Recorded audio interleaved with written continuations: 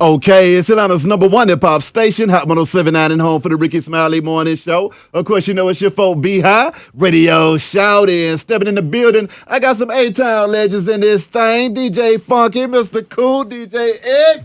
Big X, what's good with it, fam? Oh, man. What's up, B-High? We having a good time. Oh, man, I'm feeling good, feeling great. First of all, let me say it's an honor and a blessing to get some OGs in the game to come in here and sit down and share time with a young player such as myself, because I've been watching y'all do y'all thing for years, and it's about time. Last time I saw this man right here, we was in the grocery store. Okay, Frankie, you done raised me over there, that stroke, because that was my first strip club and favorite strip club. You did. know, Mr. Cool, I was just riding that the other day, okay? So, I mean, fellas, what's really good with it, man? What y'all boys got going on in this thing? Hey, man, I just been meaning to come back, man. You always invite us out, man. Yeah. So, you know, I like to come when I got something going on, man. That's right.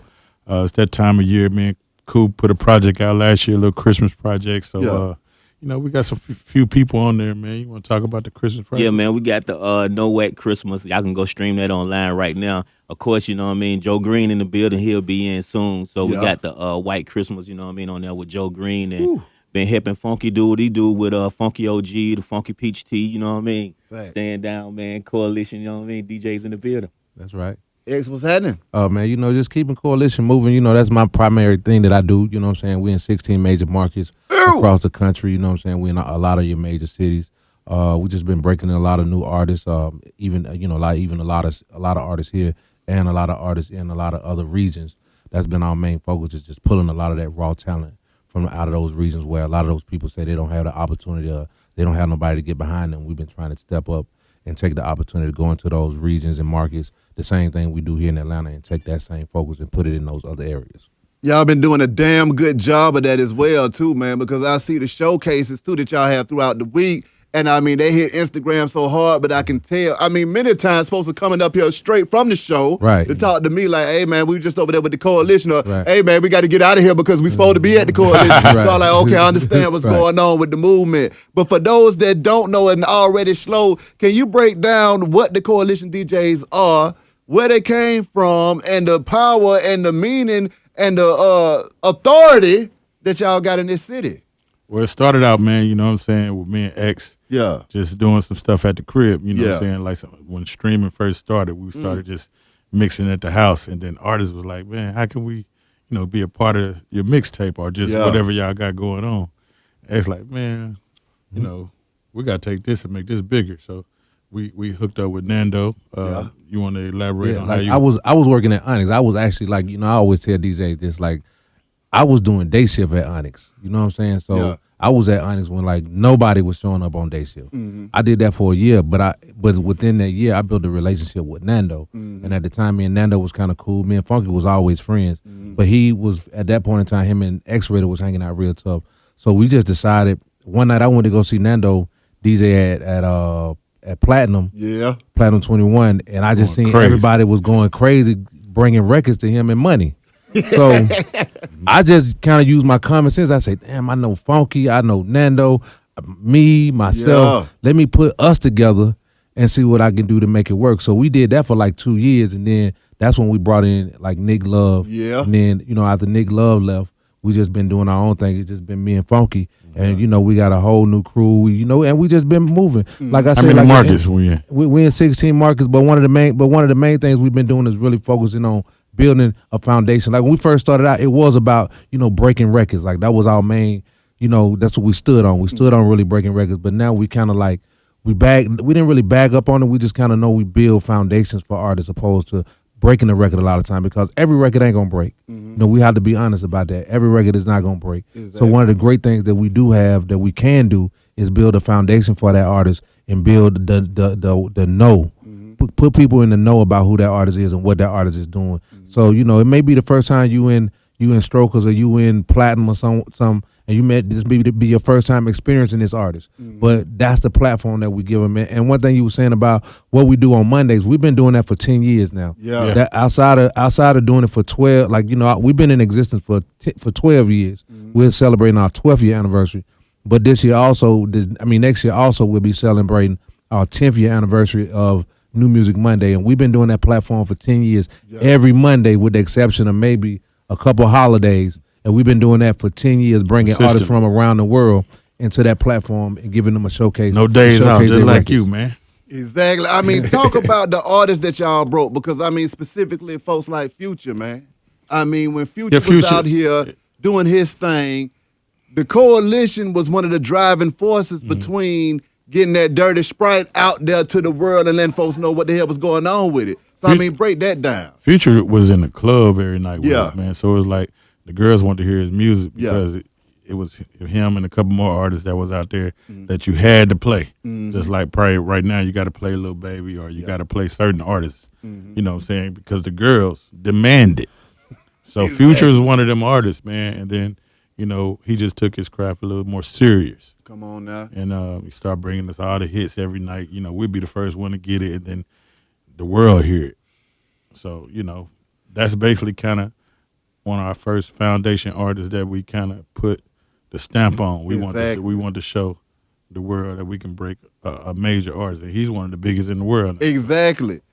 Have there been any artists that blew up that y'all thought to yourselves, you know what, this artist, I don't know why we breaking this record, we just gonna do it anyway, but then they turn around and actually blow up? Well, I'm gonna say this: it was a couple artists that we said that this record might not work. Let's say Cash Out. Yeah. Right. And the Cash Out ended up coming back with another record that ended up going #1 in the country. Woo. And every interview we did, he talked about the Coalition DJs and how we changed Because the like record. he was a guy, we had already worked a few records from him. Yeah. And they was good records. Like we even had a record with him and Young Thug before anybody even knew who Young Thug was. My God. But the record was a good record. It just wasn't what was happening at the time. And that's kind of like how we started New Music Monday. Was Cash Out didn't have the record that we was pushing wasn't working.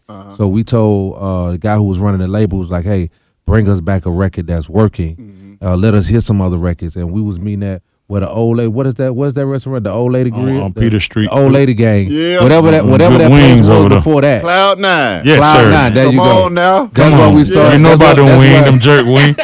But that's I why we play. started New Music Monday. Yeah. We actually had him come down and he played us other records that they had, and the first record he played us was Cashing Out. Yeah. And we said Bases Loaded, shout out to Bases from Loaded. from the first time he played that record, we knew that was the record. Nando was like, "That's it. We don't need to hear nothing else." Exactly. And he kept trying to play us other records, but Nando was just like, "Nah, dude, That's it. That's it. Like that's the one we rolling with." And because that whole year, you know, just I was in a messed up situation where I actually I was directing everything, but I had to sit back and kind of watch everything too. You know what I'm saying? So, and I actually seen, like, it was only about 4 of us. Right. It was like only 4 of us then. So it's like right now the Atlanta crew is maybe like 20 DJs deep. But back then it was only just 4 of us. But we actually broke that record. I remember sitting where I was and watching that on the video and going, man, this is the first record we broke as the Coalition DJ. Yeah. Exactly. And Brian Michael Cox, man, I want to shout out to Brian Michael Cox too for bringing us, you know, Doughboy as first. We was like the Birds Flying High record. Yeah, he was like, but like Brian Michael Cox was one of our first clients. Like even like one of the stories that we never tell about Nick Love. That's like kind of how we met Nick Love. He was actually promoting Rah Rah at the time. And Boy, what up, though, Raw? Yeah, you know, but he was promoting Rah. So I liked it. You know, and the crazy part about it, I like what Nick was doing with Rah at the time. And it just so happened we actually ended up being in the same building over at Jagged Edge Studio. Yeah. Exactly. Jagged Edge actually gave us an opportunity. You know, we didn't have no office. And this is what I'm saying the kind of love that people have shown us over the years. Like, we didn't have an office. Jagged Edge reached out and was like, hey, you know, hey, man, if y'all need a space to come and operate, it was just me, X-Rated, and Nando. Yep. You know what I'm saying? So, and Funky, we didn't have no place to work. He was like, come get an office up there. They gave us an office space, and that's kind of like what kind of helped us, you know, move forward with what we was trying to do as far as building. And Nick Love happened to be in there, and we was like, just like, man, we see what Nick doing every day. We put it together, we can make something happen. And that's kind of like how we created everything. Like that Jagged Edge helped us kind of put a lot of everything together when they opened up their doors and gave us an opportunity to have an office there. Now, I'm going to ask another question as record breakers. Who were the folks that brought you a record and said, hey, man, this record is hot, and it actually was hot, and it shocked the hell out of you when you played it and you saw the reaction from the crowd? I want to shout out to Empire Distribution. I want to tell this story about B.O.B. And what was the record? Was it Cloud? It wasn't Cloud9. It was the other song record got before that. The song got the Cloud9. I forget the name of it. Huh? No, it wasn't still in there. No, it was a pop record. But anyway, it was a record that It was Cloud 9. it wasn't Cloud 9. That was a it wasn't Cloud 9. It was Nothing on You. Yeah. It was that record. Nothing on You. It just shot up there. You know, Be Rich then brought it to us, Yeah. and you know they said, I think this the one. It's the one that's gonna cross them over. And we broke it. And Gazi talk about it in interviews to this date. Yeah. I gave him this record. I told him in 2 weeks, watch what this record do. And you know, that's one of the records that I say kind of. And see, for me, it was different. Like the record that they brought to me, I wasn't sure about it because I didn't know what it was. But when Coach K brought Versace, Ooh. we just, it was just one of them kind. It was kind of different because it didn't start normally like every other record. You know, they said Versace about a minute and something, then it stopped and they started saying Versace again. Then they started rapping. Yeah. But the beat was so jamming. You know what I'm saying? You had to just like, I'm telling you, like when I played it over and over and over again because once you start playing it, it was just infectious. I remember calling Coach K one night, like, "Yo, dog, this the one, this him." You know what I'm saying? Yeah. And then from that record just took off from there, and then, like it just went crazy. But I just want to elaborate. We don't want to miss any artists because I think every artist in the industry came through that New Music Monday. That's right. From Lil Baby to, you can go back and look at some old footage and just see some of the Megan artists. Thee Stallion, like we seen Megan before she even had big booty. Yeah. Well, big old freak. Yeah, big old freak. You know what I'm saying? Like she was like an artist that came with some artists and had the opportunity to get on the mic. Yeah. You get what I'm saying? And remember. that's what kind of helped us build a relationship with 1501. Yeah. They got a few artists now, like they're gonna actually come out and be a part of the anniversary as well. Sure So it's enough. like, and that's our big thing we like to do at the top of the year is set it off for Atlanta. We like try to do the biggest show in the city. We know we can't be biggest. we can't be as big as Birthday Bash yet, but you know we call all those days the mini birthday. Bash. Exactly. Well, y'all need to come through here and partner with Hot 1079 and make it that. How about that? Let's do there it, you man. go. You Let's do understand it. what I'm saying? That's right. Yeah. Only Hey, makes sense. That's right. Closed mouth don't get fed. You know what I'm talking Facts. Legendary nights, though, fellas. I know y'all done had some legendary nights, man. Talk to me about breaking these records and keeping the city moving. And at what time do y'all feel like this city was at its hottest, too, with y'all holding the soundtrack to this thing? I want to say the Future era. Yeah.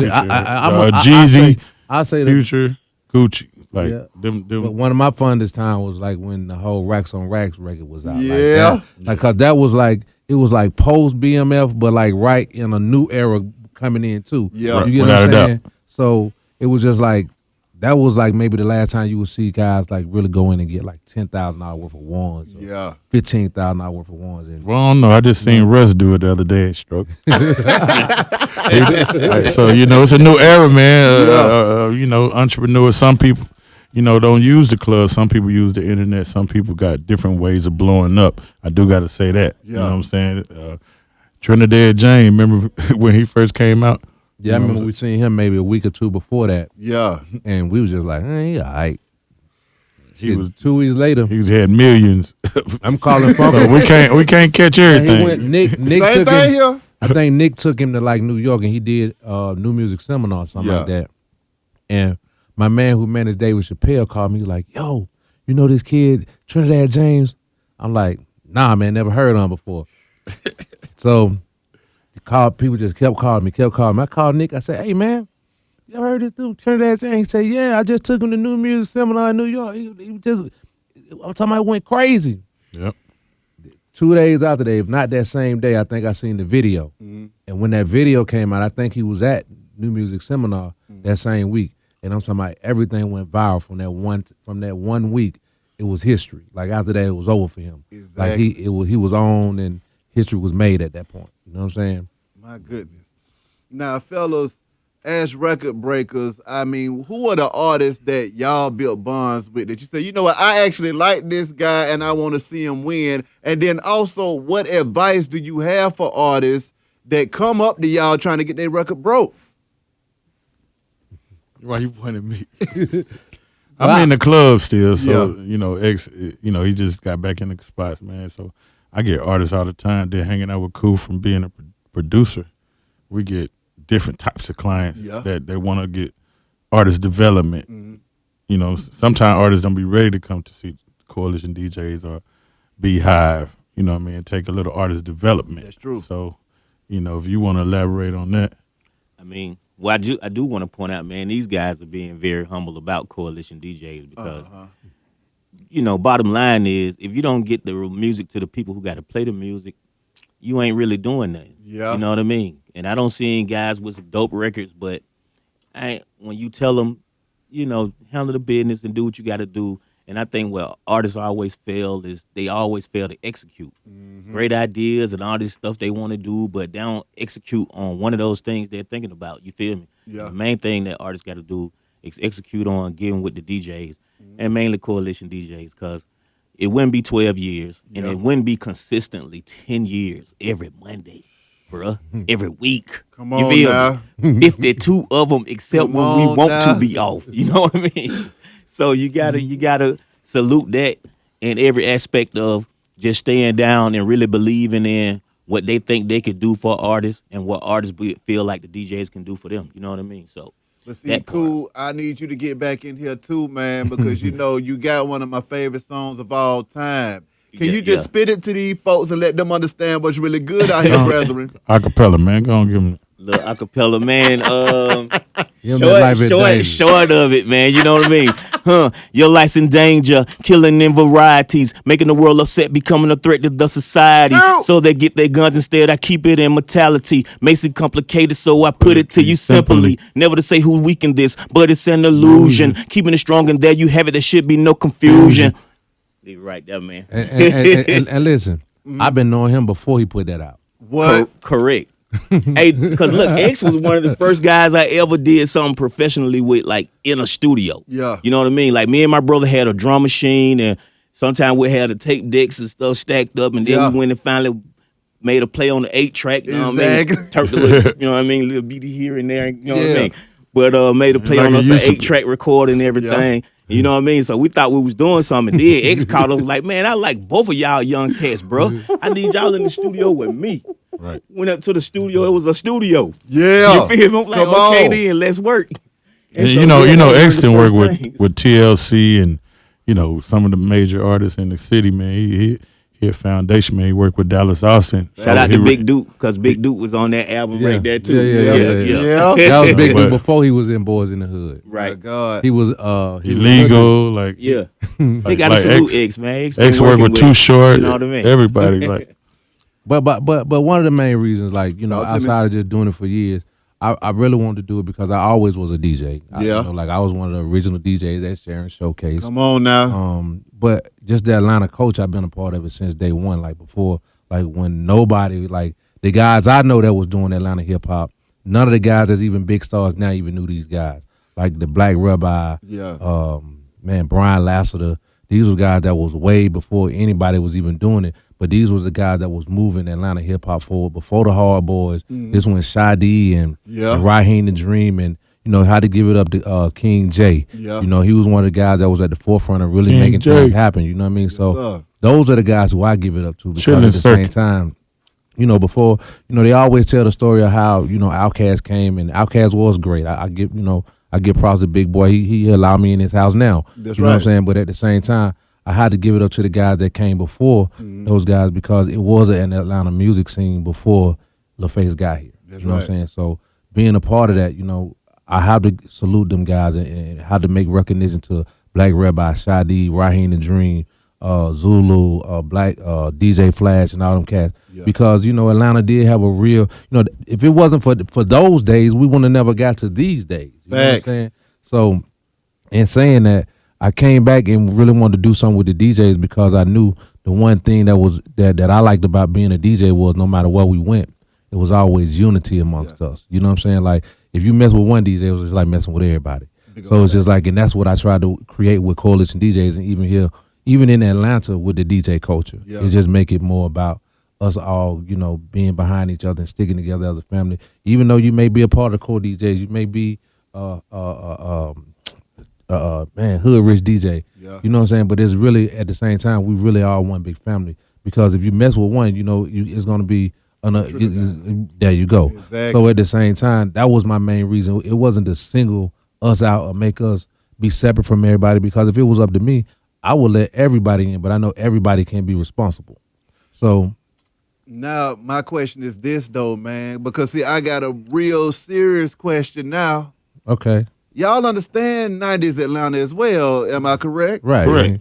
So how do y'all compare Freaknik booty shaking Atlanta to the Hollywood Atlanta and the clubs and the environment then? Hey, can I say this? So Get in here. if we talk about tempo, Yeah. if you mix surf with the booty shake, Yeah. it mixed right along with it. Ooh. So it's just a different. It's the same. it's the same tempo. thing. Yeah. It's just Yeah, different they on tempo. lean. They on They lean. took out with it. some of the hi hats. Yeah, Exactly. exactly. But it's really like from a producer standpoint, and cool, know what I'm saying? It's just a double time. It's Yeah. a double time thing. It's like a 140 tempo, which would have been some real fast booty shake, Luke's music. You take that and make it into a 70 beat per minute. You just dumb it down. Now you dumb it That's down a to producer. 70. So now Three it's, producers over here. So DJ. now you're looking at a song that's like a tempo of a Future. Watch this. Well, if you change it, and you double time it, it could still mix with a Luke record. You get what I'm saying? So that's what kind of changed with the 90s. Like, and the whole thing for me in the music industry here in Atlanta, it just changed because when we came up, we all looked out for each other. Like, if Outkast was on, Outkast would look out for this group, or Rico and us, we would all know each other, but it was all friendly competition. Yeah. You get what I'm saying? But we never, we never talked bad about each other. When I tried to make it, because we wanted everybody else outside of Atlanta to look at us like, hey man, them cats really deal with each other. They do business with each other. They really one big family. And when you came down here, you felt that vibe. Now, fast forward to right now, I don't feel that vibe as much because everybody is cutthroat. Come on now, break that down to me. You get what I'm saying? It's like everybody looking for the attention opposed to doing the work. Yeah. You know what I'm saying? And Instagram and a lot of these social media platforms is really killed the true identity of Atlanta because it's not being done. Nothing is done genuinely now. Everything is done for the gram. You know what I'm saying? So I blame it on Shirley Franklin too. You know what I mean? Like, she know what she did in one summer. You know what I mean? She shut us down. You know what I mean? Because everybody knows. You know what I mean? Freaknik started from. Right. You know what I mean? Well, that's But that when whole you thing look at- started but from when a you look at barbecue, Freak- bro. You feel me? Facts. That whole thing started from a barbecue Change Park. at Exchange Park that grew into Freaknik from me and my brother's hands. That's true. Real. I'm telling you some real you feel me? Yeah. It grew from a barbecue from me and my brother's hands and turned into Freaknik. Well, for that weekend, everybody wanted to be here. You know Talk what I to mean? me about that vibe during that time, though, fellas, because that's what I was trying to get at. That atmosphere. All black. Yeah, of it was all. it was all black colleges, and it was like, other than, see, when you got young cats and a bunch of alcohol, you know what I mean? That's always gonna be some bad results. So of course, all we gonna get on the news is bad results. Yeah. They ain't gonna talk about how much money the city made itself. Yeah. You know what I mean? Not and it didn't including the trap. Come Because on. the streets made theirs too. And then more than that, it's like it wasn't a lot of craziness like the news would portray it. Yeah. But they was able to kill Freaknik in one summer and then bring the gay pride parade, and it's been dead since then. But when you talk about like that whole era musically, Atlanta was going through a real change because Atlanta had bass music, Yeah. you had crunk, then you had gangster, Yeah. you know what I'm saying? Then you had regular hip hop. Yeah. So Atlanta, the unique thing about Atlanta was you could go to clubs and hear all four of those type of music, like all of it. You can hear hip hop, gangster, trap, all that. You can hear it all.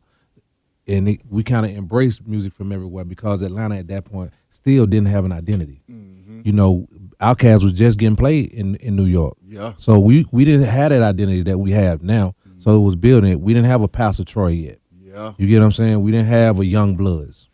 So Atlanta was based, like when you talk about Freaknik, Atlanta was really booty shake. Yeah. The biggest artist you had in the city at that point was Kizzy Rock, Yeah. Kilo, Kids.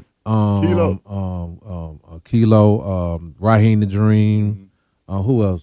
Who else, Smokey? You the organization, DJ Taz. You had a bunch of Taz. You had- artists. but these were, it was more like how it is now, but it was really more grassroots, like Yeah. And you had Holy stores, see. yeah, but you had stores that were like you had DBS Sounds, Yeah. you had Bernard Records, The Moon you Stove. had a lot of those stores that was open that kind of helped independents get to where they was trying to go. Yeah. To where like now, what Bernard Spotify would be what Bananas is to an independent artist is right now. Yeah. But it's digital. You know what I'm saying? So, and the thing about it is, the one thing that a lot of the younger kids don't understand. See, back then you had a physical product.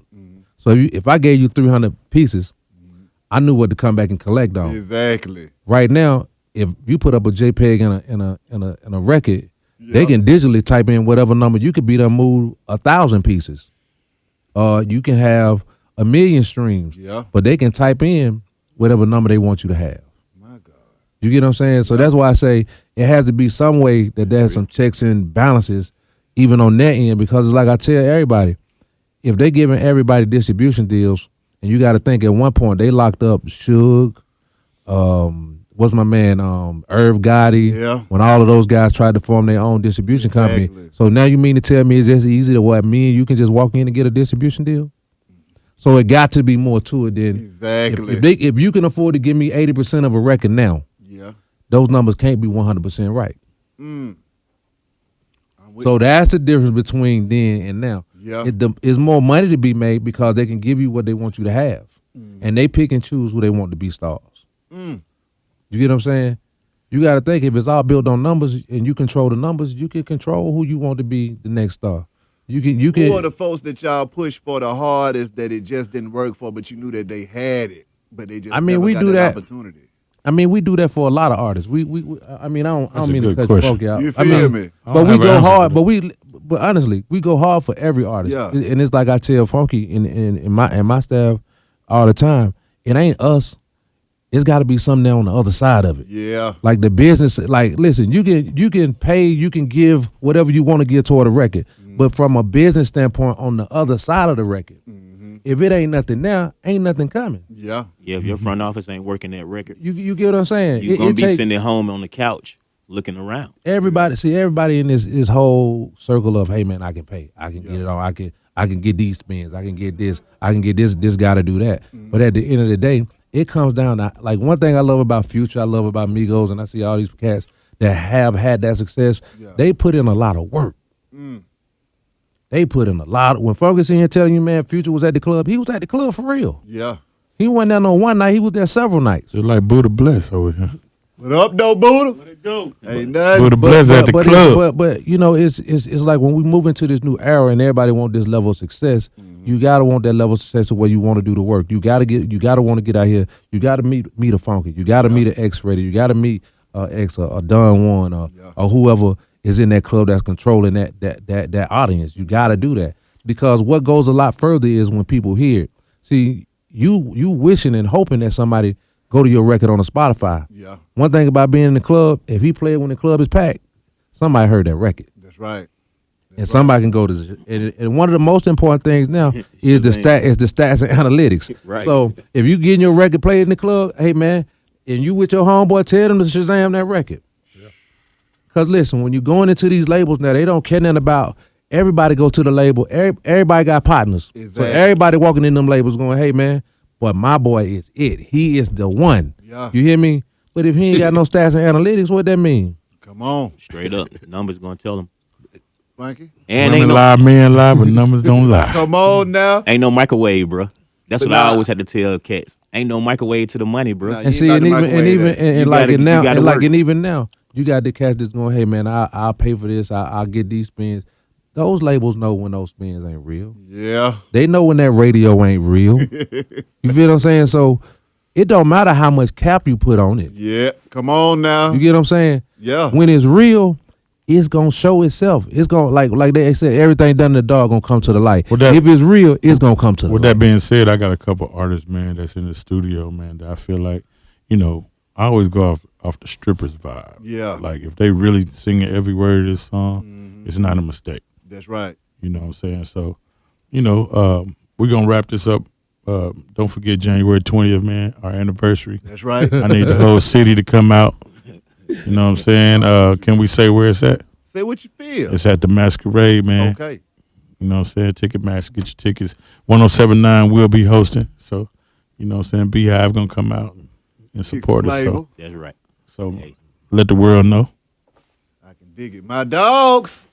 Hey man, let me say one thing before I go. One thing before I go. Yeah. I do want to say this, man.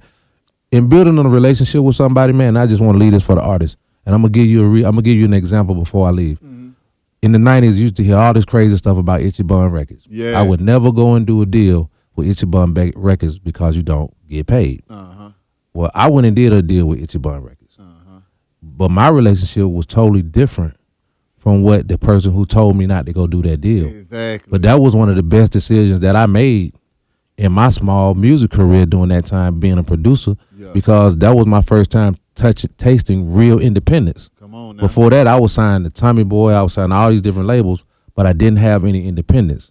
And the great thing about it, when I went to Itchy Bun, I had to go based on what somebody else had told me. They told me, hey, man, don't go do that deal up there. I wouldn't do that. Yeah. But I went on my own. Took a risk. I took a risk and was just like, hey, man, I'm going to go do this because Tommy Boy just want to give me another single. Mm-hmm. Dude going to let me put out an album. Come on now. You get what I'm saying? So me going over there and putting out that Kids Rock album was the best thing for me because it was the first time I was able to feel what real independence felt like, putting out my own record. So, and I said that to say, don't judge a situation from somebody else's experience. Exactly. Go to that person, ask that person, deal with that person, because me and you and Funky might have a type of relationship, but me and you can have a totally different relationship. Every time. You get what I'm saying? So, and that's a lot of mistakes that a lot of people in Atlanta is making. They're not dealing with certain people because somebody else might have went and had a bad situation with them, but that don't mean that's gonna happen for you. That's facts.